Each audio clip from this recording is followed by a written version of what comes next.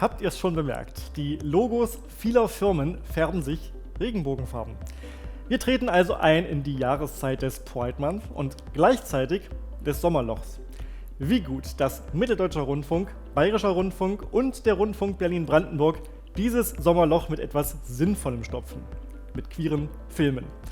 Damit ihr wisst, wann sich das späte Aufbleiben lohnt und wann nicht, gibt's hier Teil 1 unseres Review-Spezials. We're here, we're queer, we're proud of it. And now we're gonna talk out loud about it. So step inside, have no fear. It's all love and no hate. Go queer.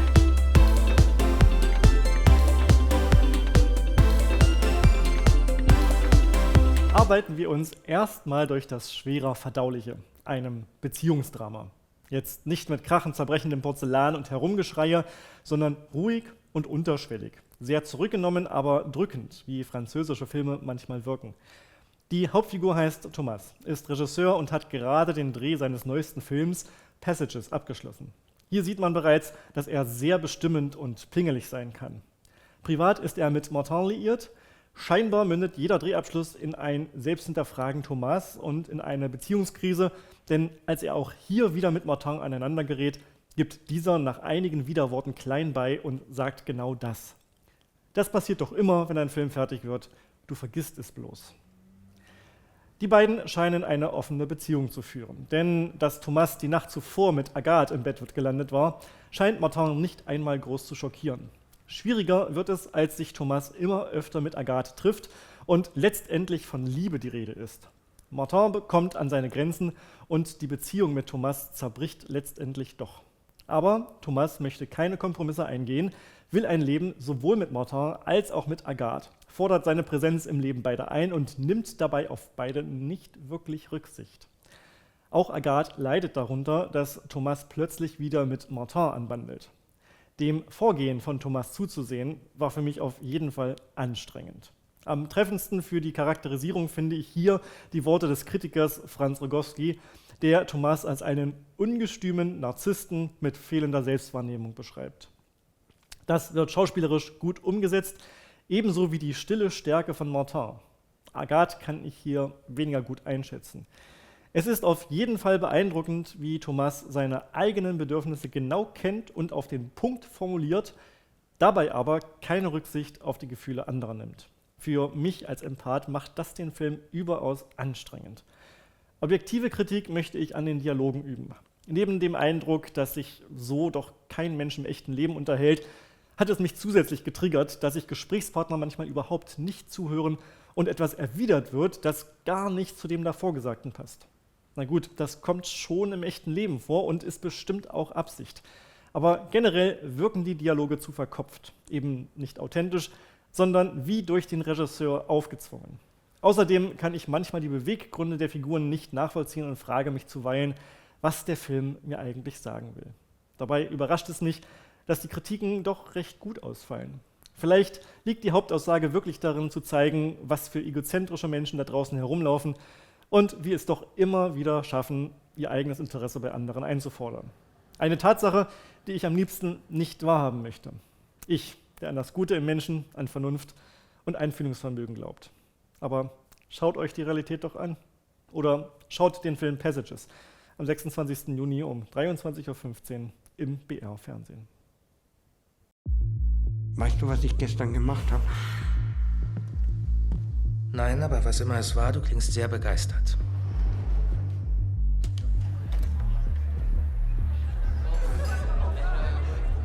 Das ist meine Party und mein Mann will nicht mit mir tanzen. Ich tanze mit dir.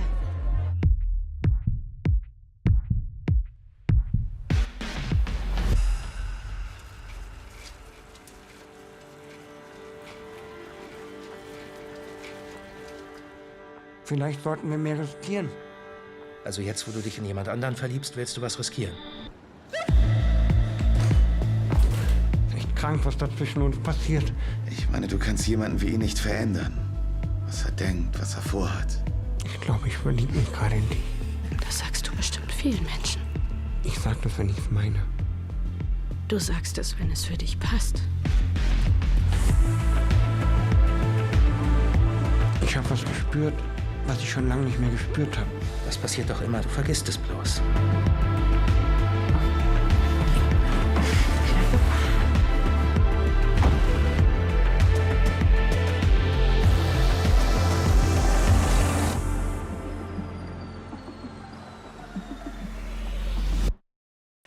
In Ellie und Abby geht es, wie der Name schon sagt, um Ellie und Abby.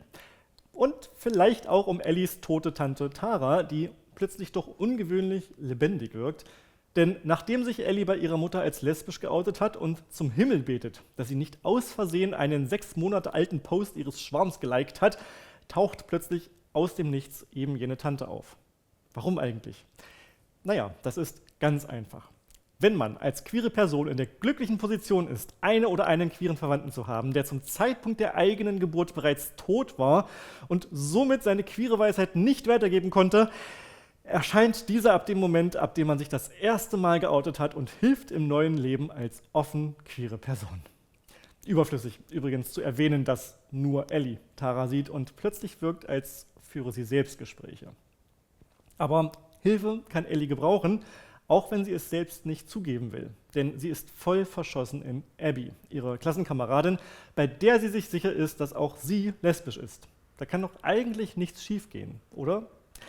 Aber irgendwie verkrampft sich Ellie, gerät mit Abby voll auf dem falschen Fuß zusammen, obwohl Abby sehr offensichtliche Avancen macht. Und gibt es da sogar sowas wie einen queeren Generationenkonflikt zwischen Ellie und Tara? Sind Taras Tipps überhaupt noch zeitgemäß? Ist heute nicht sowieso alles bereits normal geworden? So eine queere Fee braucht doch keiner mehr. Überraschenderweise wird der Film hier richtig deep. Noch krasser wird es, wenn wir in Taras Vergangenheit abtauchen und, wie sollte es anders sein, mehr von den mysteriösen Todesumständen erfahren. Von mir gibt es auf jeden Fall absolute Empfehlung für die Watchlist. Denn bei zudem guter Musik haben wir hier auch alles, was einen guten Film ausmacht. Dramatik, ein klares Gut und Böse, ein Happy End und die Gewissheit, dass der Film doch mehr Fiktion ist und die Welt da draußen leider etwas anders tickt. Realitätsflucht ist angesagt ab dem 3. Juli, 23:15 Uhr im BR Fernsehen.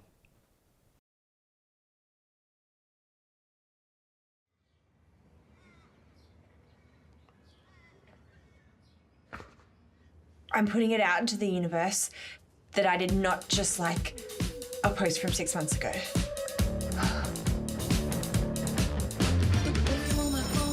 You doing school captain? Nothing, just going to class. It's lunch. Yeah. You know those people who make fun of you because you drink almond milk? It's not my fault I'm lactose intolerant. I'm gay. You're such a bigot. That went really well. How would you feel if a strange woman showed up in your bathroom claiming to be your dead aunt? Let's bring it in. Coming out is hard, and I have been sent here to help you through it. What about grandchildren? Oh, come on, shut up. Here is a list of conversation topics. You're making this a big deal, and it's not a big deal. What is on this note? Don't be such a... Nope. This is ridiculous. We used to talk about everything. So your mum has never told you about how you died? I get this is all really new and exciting for you, but it's not for me. What did you say this story was like? A car crash that you couldn't look away from. All you have done is make me feel different. Different is wonderful. Shut up! You might not be at that age yet where you realise your parents are just human. I just want what's best for her. I want life to be easy for her.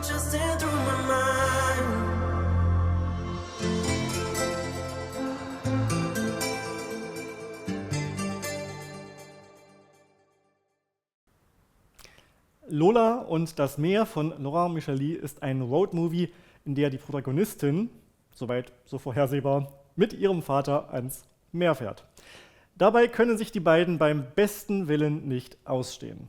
Wie kommt es also, dass sie freiwillig zusammen Zeit im engen Raum eines Autos verbringen? Nun, ganz als freiwillig kann man die Konstellation nicht bezeichnen. Metaphorisch gesehen zwingt ihre Mutter sie dazu und das als Asche in einer Urne. Ja, tragischerweise ist Lolas Mutter vor kurzem gestorben, zu der sie eine engere Beziehung hatte. So verwundert es nicht, dass Lola austickt und die Asche klaut, nachdem sie die Trauerzeremonie verpasste, weil ihr Vater eine falsche Uhrzeit nannte. Auch wenn Lola im Wohnheim Ruhe vor ihrem Vater hat, der nicht akzeptiert, dass sie trans ist, ihren Deadname und falsche Pronomen benutzt und vom Glauben besessen ist, dass sie ihn nur ärgern will, ist ihre Lage nicht die beste. Sie hat kein Geld für eine Angleichung und wird vom schlechten Gewissen geplagt, überhaupt eigene Probleme zu haben. Jedenfalls passt ihr Vater einen Moment ihrer Abwesenheit ab, um sich die Urne aus dem Wohnheim zurückzuholen. Lola schafft es gerade noch, als sie zurückkommt, mit ins Auto zu springen und zu fordern, den letzten Willen der Mutter zu erfüllen und sie am Meer zu beerdigen. So fahren beide los und haben viel zu viel Zeit vor sich, um sich miteinander beschäftigen zu müssen.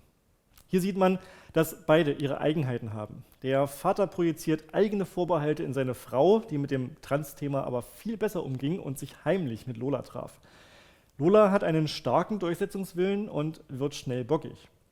Die schauspielerischen Leistungen sind dabei manchmal verbesserungswürdig. Interessant ist hingegen die Entwicklung der beiden, auch wenn die Handlung nicht immer flüssig wirkt. Allerdings erscheint mir am Ende der Umschwung zum Happy End zu heftig und manche Stellen sind einfach zu kitschig, wie wenn zum Beispiel die tote Mutter aus dem Jenseits dem Streiten der beiden Einhalt gebieten will, indem sie ihren MP3-Player einschaltet oder den Himmel unter Blitzen weinen lässt. Dennoch ist Lola und das Meer am Ende eine herzergreifende Geschichte, bei der man mitfühlen und sich mitfreuen kann. Einen Funfact gibt es noch. Lola-Darstellerin Mia Bollers hat als erste Transfrau den belgischen Filmpreis Magritte erhalten. Lola und das Meer läuft am 10. Juli um 23:15 Uhr im BR Fernsehen.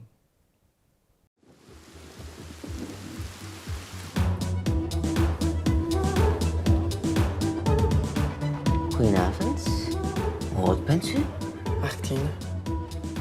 Wat is dat? Het is mijn moeder.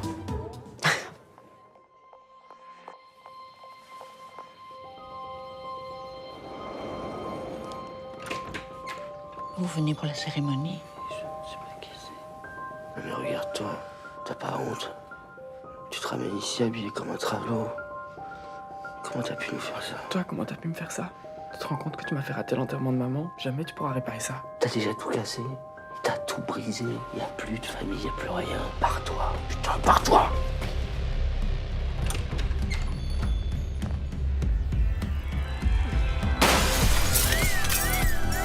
Toi, t'es sacrément dans la merde. Qu'est-ce qui se passe là? Il est venu me voler? Non, c'est toi le voleur. Mais j'ai des voisins qui t'ont vu. Une jeune fille un peu vulgaire, les cheveux colorés là. C'est pas toi ça peut-être? Mais qu'est-ce que tu fais là? Soit tu descends, maintenant, soit on y va.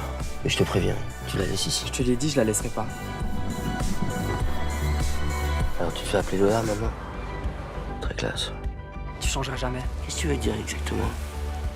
Tu veux dire que c'est notre faute? Qu'on t'a mal fabriqué? Moi j'ai eu un garçon, j'ai pas eu une fille. Ma princesse. Quoi? C'est pas bien les filles ou quoi? Elle a du caractère. Connard! Il faut savoir dire merde à ses parents de temps en temps.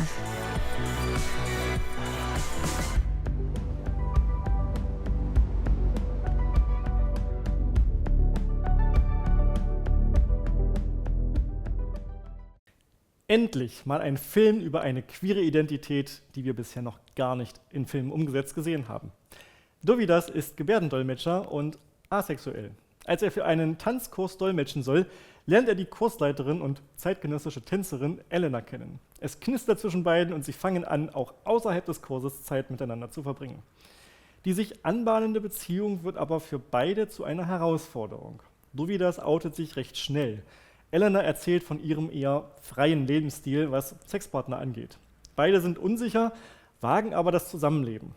Der Film Slow porträtiert im weiteren Verlauf diese Beziehung und zeigt die Herausforderungen, ausgesprochenen und unausgesprochenen Fragen und das Neuland, das beide betreten.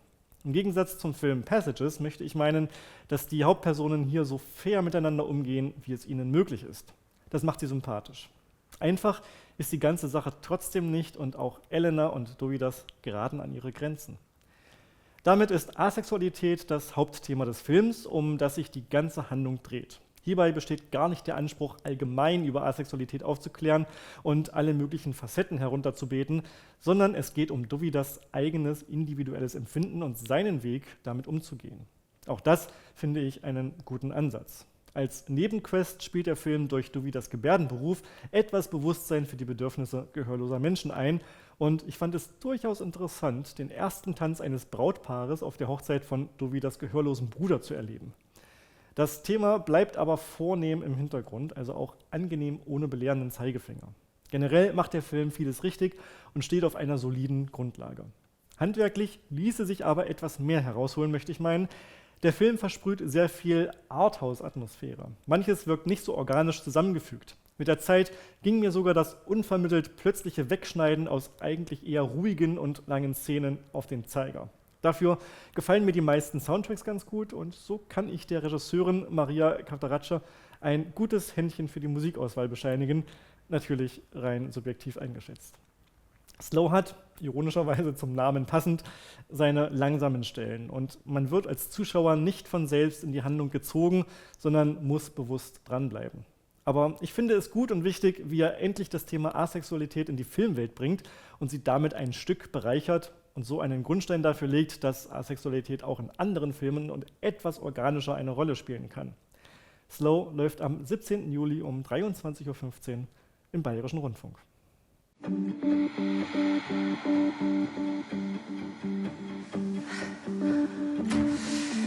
Labas. Dovydas. Elena. Malonu. Malonu. Žinai, kas keista? Tai man nieko neprimeni.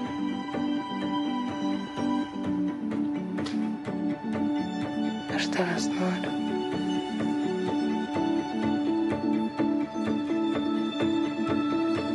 Aš aseksualus.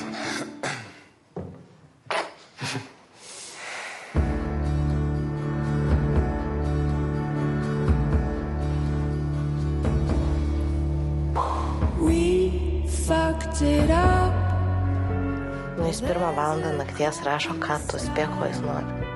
Wow, jeigu tu rašai, ką tu, tai vadinasi, tu nori sekso? Viskas gerai.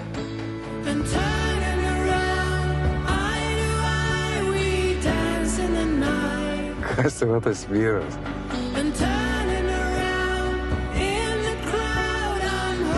Aš nepasikeisiu. Man niekada nebus neskubu. Tikrai.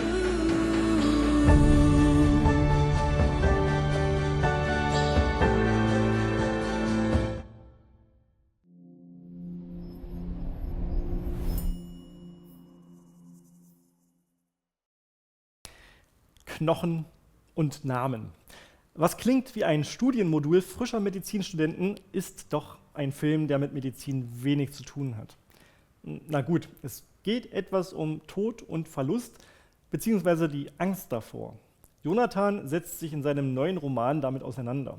Dabei gestaltet er seine Figuren zwar nah an seinem eigenen Leben, betont aber in einem Interview, dass diese nicht autobiografisch seien. Dennoch macht ihn sein Freund Boris starke Vorwürfe, als dieser mitbekommt, dass Jonathan die Rolle, die Boris scheinbar verkörpert, sterben lässt. Und damit haben wir bereits ein paar Schlüsselszenen zusammengefasst, die subtil immer wieder durchblicken lassen, wie sehr die Beziehung der beiden für sie schon zur Selbstverständlichkeit geworden ist, sodass sie sich gar nicht mehr richtig zuhören und füreinander interessieren. Moment, war nicht eben noch von der Angst Jonathans die Rede, seinen Freund zu verlieren? Ich sage euch, wie das zusammenpasst. Womöglich hängt Jonathan mehr am Konzept Beziehung mit Boris, als dass er individuell auf den Menschen Boris eingeht. Das scheint dann auch seine Antwort auf die Frage zu bestätigen, ob er sich denn wünsche, dass Boris stirbt. Zitat: Ich weiß es nicht, sagt er. Und dann etwas zögerlicher: Nein. Bis zu diesem Bruch in der Beziehung nimmt der Film zunächst einen weiten Weg. Größeren Raum nehmen Boris Filmproben ein, die auf mich mehr wie Psychotherapie wirken.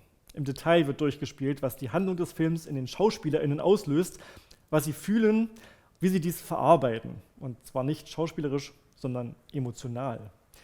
Dieser Film, der neben dem von Boris gespielten Ehemann noch von der Ehefrau in einer Affäre handelt, besteht scheinbar ausschließlich aus Dialogen.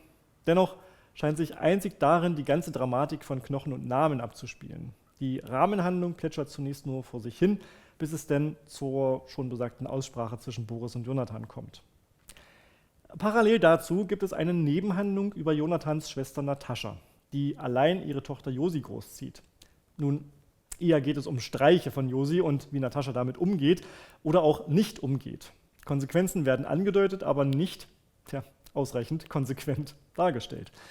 So tupft der Film einerseits ein wenig das Leben von Natascha und Josie ab, streift einmal öfter das von Jonathan und Boris und während man sich noch fragt, was eigentlich die Quintessenz sein soll und welche Bewandtnis die ausufernden Proben haben sollen, ist er auch schon abrupt zu Ende. Zugegeben, ich bin mir bis heute nicht sicher, was ich von Knochen und Namen halten soll. Ich weiß nur, das titelgebende Zitat finde ich eher flach und zu einseitig betrachtet. Aber seht selbst. Immerhin mit 2 Gags kann dieser sonst ernste Film punkten. Die größte Bombe sogar gleich zu Anfang. Ihr seht Knochen und Namen am 20. Juli um 22 Uhr im RBB Fernsehen und wie alle Filme anschließend in der Mediathek.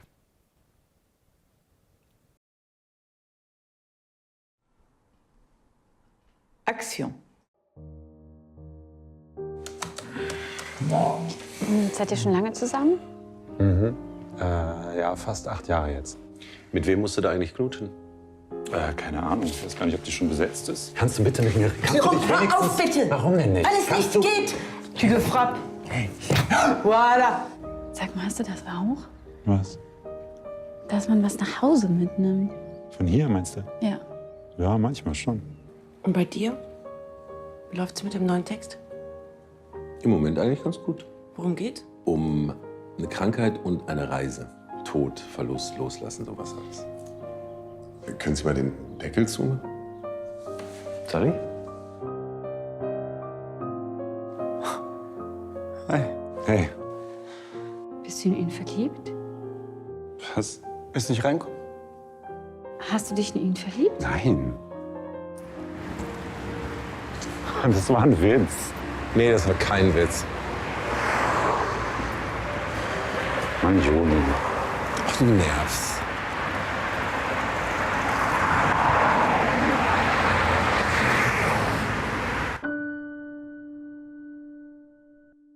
Regardez vos visages. Qu'est-ce qui vous paraît familier? Ce qui est devenu étrange? Vous pouvez rire si vous voulez. Et dès que tu es prêt, tu poses ta question.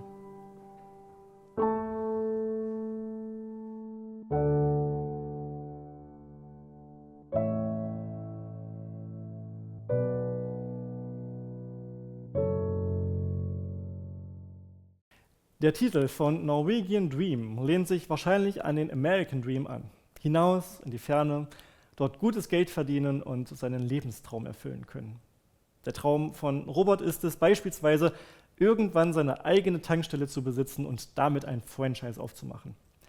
Aber zunächst zwingen ihn die aktuellen finanziellen Umstände weg von seiner Heimat nach Norwegen, um dort in einer Fischfabrik am Fließband zu arbeiten.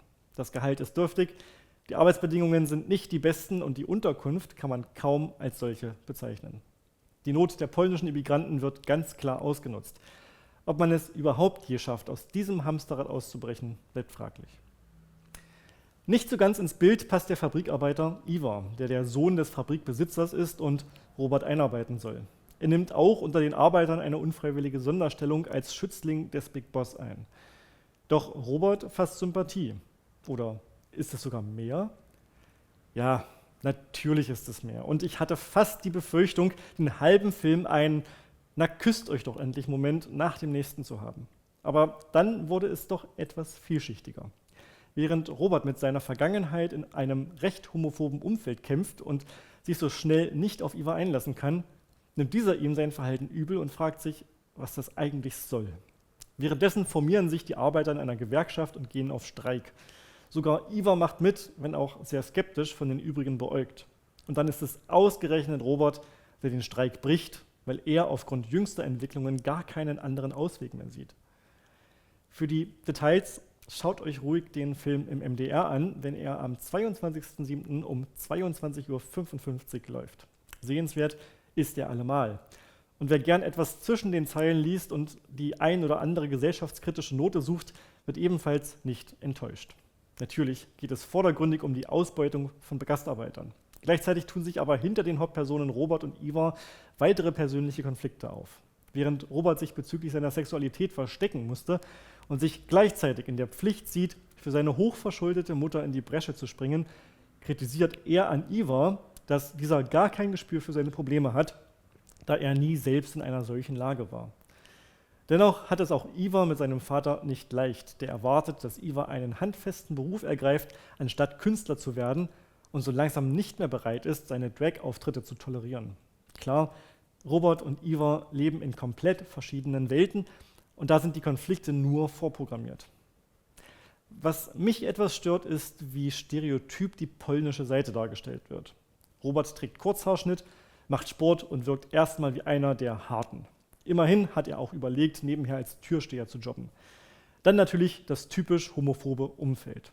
Zu allem Überfluss wird seine Mutter des Diebstahls beschuldigt und der Sachverhalt wird nie aufgelöst.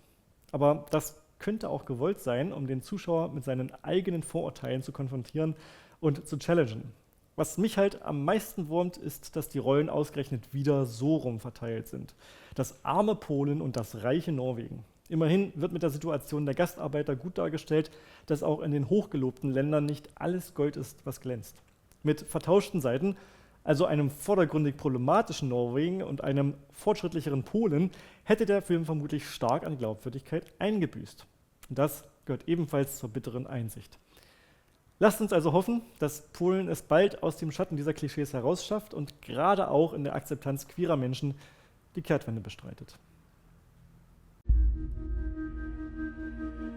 Schöne Aussicht, oder? Majestätisch sieht das aus, hä? Davon hast du bald die Schnauze voll. An einem guten Tag schaffen wir etwa 70 Tonnen. Ivar wird dich anleiten. Hier befindet sich die Mittelgräte, also setzt du hier den Schnitt an. Pro Monat sind das 4.000 Kronen. Hier rüber! Es gibt einen Namen für das Ganze hier. Social Dumping. Was ist das denn? Let's Dance oder was? Geiler Tanz, Ivar! Tut mir leid wegen Marek. Er wollte nur witzig sein.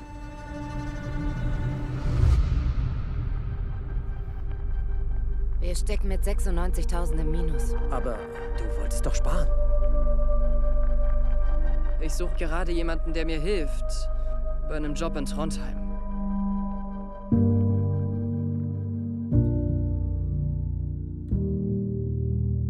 Warum machst du Drag? Wolltest du nicht auch schon mal jemand anderes sein? Wir tun wirklich alles, was möglich ist. Wir sind gezwungen, diese Vorgaben zu erfüllen. Ihr kümmert euch doch nur um eure eigenen Leute. Ich habe wirklich kurz gedacht, du wärst nicht so wie die anderen. Weißt du, was passiert wäre, wenn das irgendjemand rausgefunden hätte? Ich verstehe. Was ist hier los? Zeigen Sie mir Ihre Tasche. Sie denken, dass ich eine Diebin bin? Solange wir keine fairen Verträge einfordern, kriegen wir nichts. Hast du ein Problem mit Drag? Oder mit dir selbst?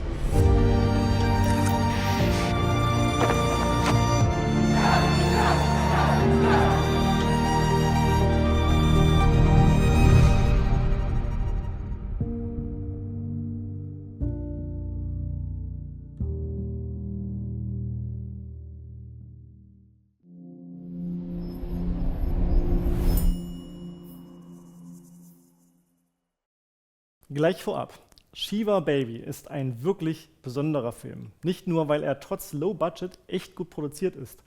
Er stellt auch ein Regiedebüt einer jungen Frau dar und spielt, bis auf eine Szene, an nur einem Ort. Was wohl ziemlich herausfordernd war, wie die Regisseurin in Interviews äußerte. Dieser Ort ist ein amerikanisches Upper-Class-Haus, in dem eine liberale jüdische Nachbarschaft eine Shiva, eine jüdische Beerdigungsfeier, begeht. Allerdings ist von Trauer nicht viel zu spüren. Vielmehr geht es um Dynamiken in einer engen sozialen Umgebung mit bestimmten Erwartungen an die Mitglieder der Gemeinschaft. Im Mittelpunkt steht die bisexuelle College-Absolventin Danielle, die in der ersten Szene Sex mit ihrem Sugar Daddy Max hat, um dann ganz hektisch aufzubrechen. Sie hat nämlich pünktlich zu einer Shiva mit ihren Eltern zu erscheinen. von ihrer Mutter noch eindringlich instruiert, wie Danielle über ihr ungeordnetes Leben Auskunft geben soll, nehmen die Geschehnisse ihren Lauf. Denn es tauchen unerwartet sowohl ihre erfolgreiche Ex Maya auf, als auch Max mit Ehefrau und dem schreienden Baby. Und so entwickelt sich der Tag für Danielle in krasser Weise. Ständig von den Erwachsenen befragt, wie es um den beruflichen Erfolg steht, versetzt sie zunehmend in Stress. Hinzu kommt die Erkenntnis, dass Max verheiratet und Vater ist und seine Frau als Brötchenverdienerin quasi das Verhältnis zwischen den beiden finanziert. Danielle beginnt Max sexuell zu reizen, doch bevor sie ihm auf dem Klo einen blasen kann, beendet er die Liaison. Aber dann wartet da noch die Ex. Shiva Baby ist herrlich kurzweilig. Die SchauspielerInnen sind grandios. Insbesondere Rachel Sennett gelingt es vortrefflich, die Orientierungslosigkeit der jungen bisexuellen jüdischen Frau darzustellen und lässt uns tief ins Innere der Figur blicken. Der Eindruck, unmittelbar dabei zu sein, entsteht auch dadurch, dass praktisch alle Ereignisse an einem Ort und in Echtzeit passieren. Ein wildes Karussell von Gefühlen, Konventionen, auf die reagiert werden muss, und Peinlichkeiten ergeben einen wirklich sehenswerten Film. Er läuft am 24. Juli um 23:15 Uhr im BR Fernsehen.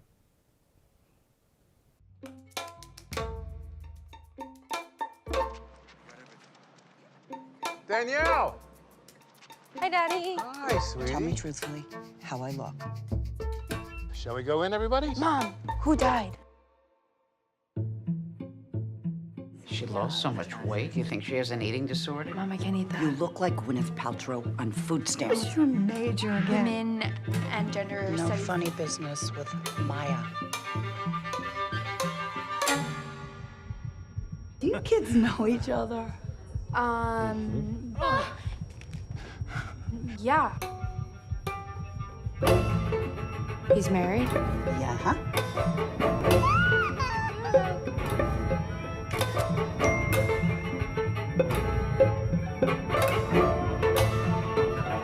I'm never gonna finish your